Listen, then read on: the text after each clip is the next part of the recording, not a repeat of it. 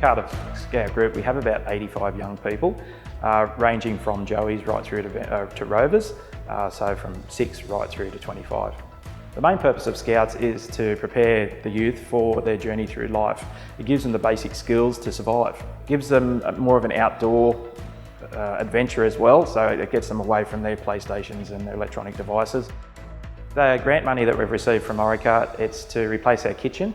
The kitchen that we had before, it was very run down, it was falling apart. It wasn't a very good place for the kids to learn about kitchen safety. So we've removed the previous kitchen, we've patched all the holes in the walls, we've sanded the floor, recoated the floor, and the new kitchen's actually on order. So when that comes in, it'll be a great addition to the group.